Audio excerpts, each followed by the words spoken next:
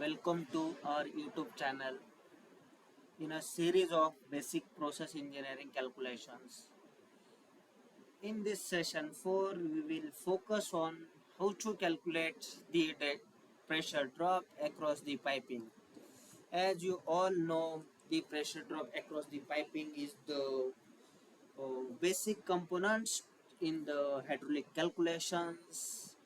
It requires in the orifice sizing. Also, it is required to size the piping uh, based on the pressure drop instead of velocity. Also, it is required to check the friction factors in the pipelines that affects on the other operating parameters and erosion of pipings. So in this session we will focus on the pressure drop calculations, and as you all know, we will first write down the whatever the entity requirements to calculate the pressure drop across the piping. Okay, so I will first note down the whatever the entity requirements, diameter of pipe, then we require density of pipe, and here we have considered the transfer of material from uh, source to the receiver, or from the tank farm to the ETP, or the plant to ETP or waste treatment plant. So we have considered here organic material. Okay, so that would be better for understanding density of organic material. Then we need viscosity of organic material. Then we need the velocity whatever we have considered for the sizing or line sizing velocity. Then we require the total length from source to receiver. Okay, so based on that much of data we can easily get the Reynolds number. Okay,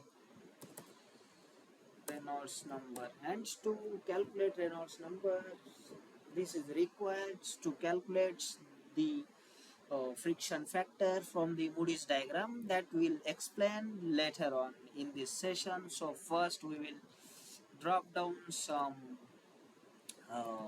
process parameters or piping size available with us. We have 80 NB size or 80 mm pipe length size. Then density of organic material is 1520 kg per meter cube. Then we have viscosity of 2 cp, and then we have considered velocity as this is the organic material or organic effluents. Then we have limited its velocity to 1.5 meter per second, and initially we will just put it a length on 20 meter. That can be changed in later on once the calculation is done with some another data. I'll just give you some other examples.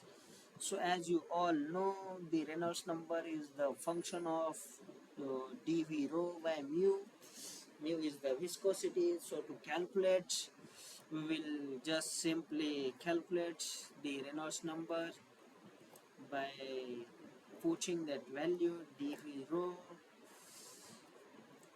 by mu is the viscosity here in Cp, so we have to convert that into PAS.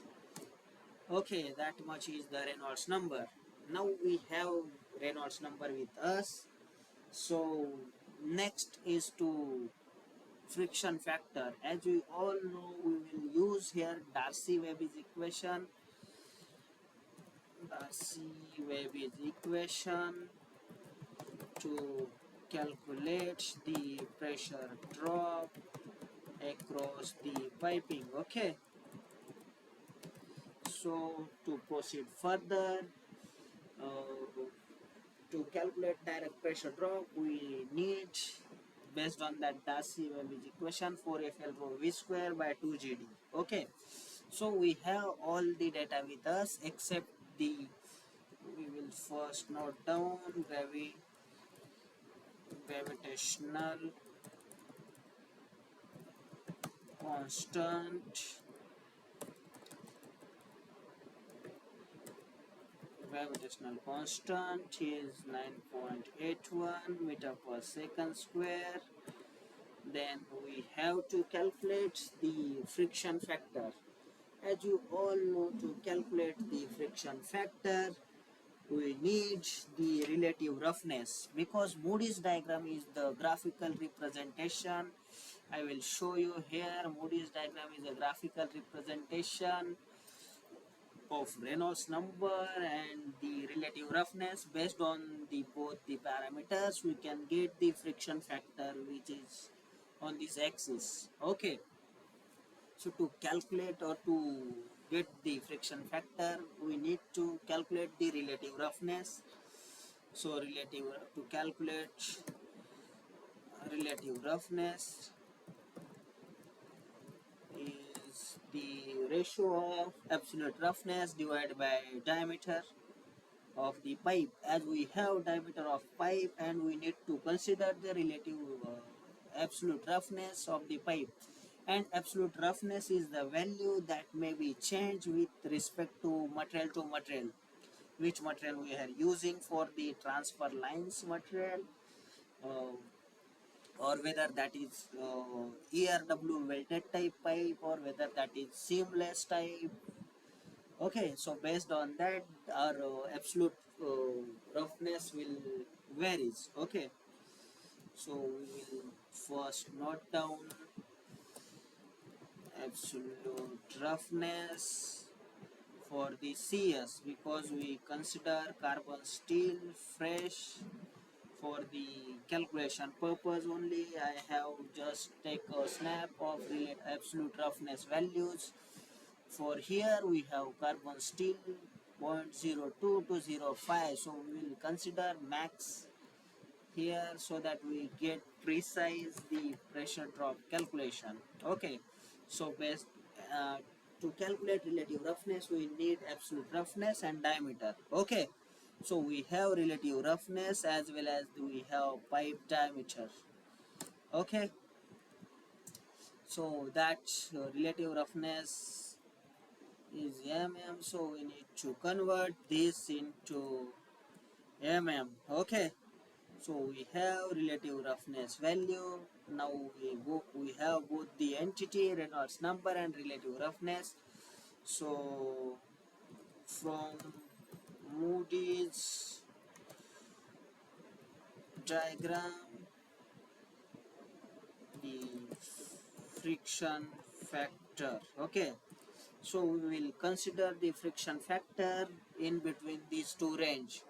As we have Reynolds number is near about 1 lakh. Okay, here is the range of Reynolds number. If Reynolds number is on a higher side, with respect to that, we have to consider these lines against the relative roughness. Okay, so 1 lakh is the nearest about to 91,200 Reynolds number, and relative roughness is 0.005. So we will consider the friction factor from this graph is 0.03. Okay, we can consider the friction factor 0.03 for the CS. So now we can focus on the pressure drop calculation, pressure drop across the piping. Okay, so we can simply put it down, the values for FL rose V square for friction factor into L into density of material into velocity square divided by 2 G into G. Okay, so here is the value in kg per meter square. Okay, now we have calculated the pressure drop across the like values. Okay, based on the process parameter considered here. So we can convert this into bar gauge. So now we have converted into the bar. We have converted value is 0.5128 bar. That is the pressure drop across the piping, whichever we have considered. Okay, so I hope you understood the how to calculate the pressure drop and how to correlate the Reynolds number and friction factor from this example. So we can check in varying the length and diameter of pipe. So if we have used the 50 NB pipe size and the length would be 350 meter, then we have pressure drop across this is the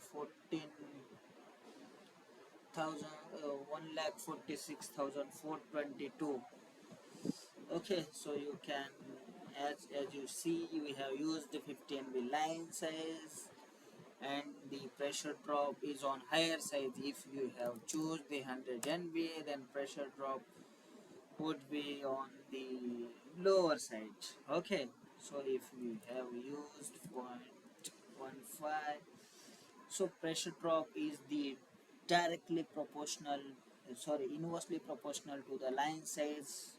If line size increases, the pressure drop across the pipe will be on the lower side, and if we have choose the lower diameter of pipes, then the pressure drop across the pipe will increase, and that is directly related to the power consumption of motors, and so that would cost you as well. So hope you have got the clarity about how to calculate the pressure drop, and if you still have any queries, you can drop me a message in comments, or you can mail me on the mail ID provided in the channel description as well. Okay, so thank you for now. We will get back to you in next session. Bye bye.